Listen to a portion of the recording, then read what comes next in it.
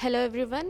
Here I have with me architect Ramnath Nayak. I was with them during the initial days also when they were planning this.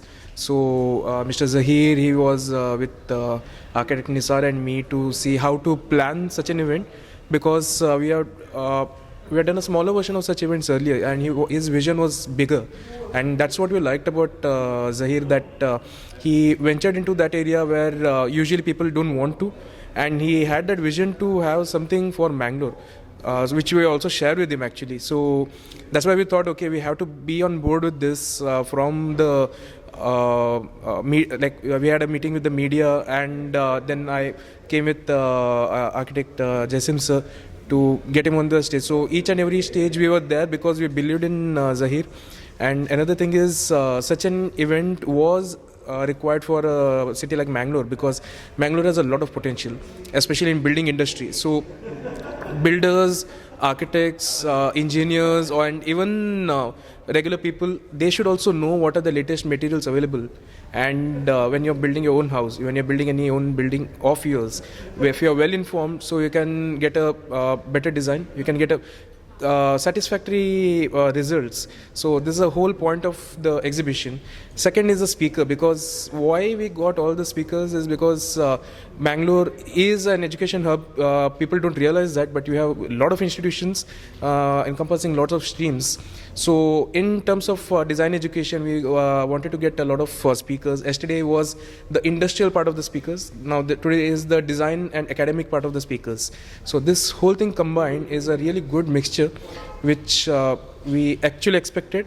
And since it's Sunday, and we expect a lot of people to come today because of the type of guests we have. And yesterday a lot of people who met us, they also told the same thing. They are awaiting today's speakers to get a lot of insight into the field of design.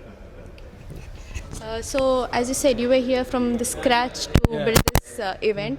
So how was you experiencing the exhibitors? How are the potential of Mangalore here? The potential is huge actually. What we expected, we got much better response, and I know Zahir has a much bigger vision. So this is just like a initial beginning step for him. It's an initial stage. Might be coming months, or might be next year he'll be coming up with a much bigger event, and much sophisticated with might be national, international level speakers. Of course, Jasim sir is an international level speaker, and I'm quite looking forward to today's speeches too, because we have a panel discussion. It will be really interesting to see different perspectives. And if you're talking about the future in Mangalore especially, this will kickstart a sort of phase where lots of exhibition events will occur, because we had a lot in Bangalore, Mumbai, Delhi and all. Economic Times have it at a much bigger scale. Here is the first time we are having, and for the first time this is quite big.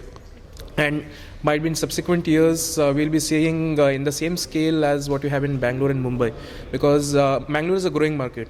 If you're looking at metropolitan cities, they're saturated now. There are too many designers, too many vendors. Here it's upcoming market. It's better to invest in upcoming markets than a market that is already oversaturated. So Bangalore, as we were discussing earlier, has a lot of potential in tourism, building industry, education, and still it's in the nascent stage. So we have the right kind of people who are having the vision for Mangalore, and we are more than happy that such people are taking the initiatives to push this forward. And we know that might be, like earlier we were thinking might be 10 years and all. Now we know that definitely within 2 to 5 years we'll move a much faster pace, and much ahead in terms of development. And whatever smart city they are planning, it's incomplete without the influx of builders, as in the building materials, as well as the academicians. So academics and building industry goes together actually. The main aim of this ZMZ organizing this big show was connectivity, connecting with other people. Were you able to have any interaction with the speakers that had come? How were they perspective on this interior building and everything?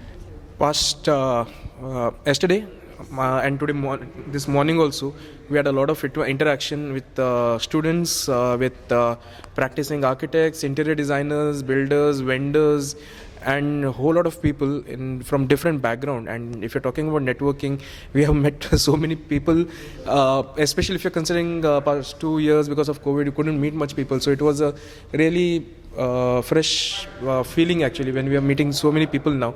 And I'm pretty sure because the way interaction was going, be it the cafeteria or be it the conference hall or be it the two exhibition spaces, lots of people were interacting with the vendors, designers and all. So this is a place actually for networking. It's because see, networking happens when people are casual.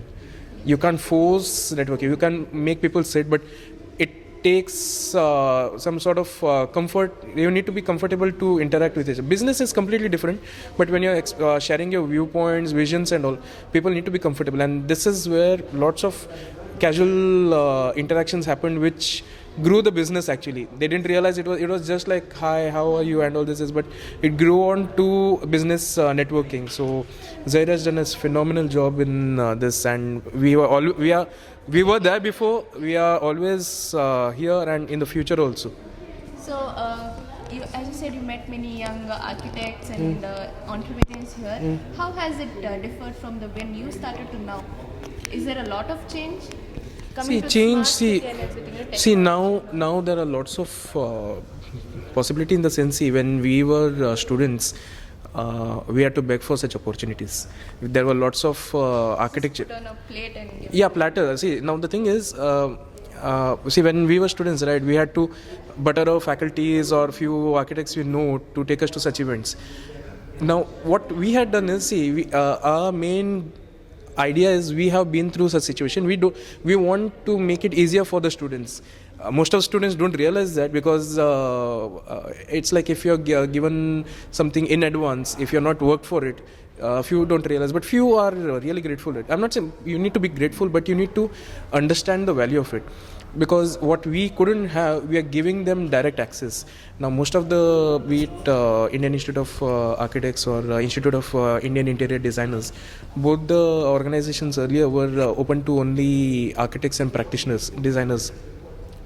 But now we have made sure that good students, as in students who take interest in design and who have share the similar vision, we call them so that they don't lose on such things. So we are giving the opportunity and the platform much before than they actually have to work for.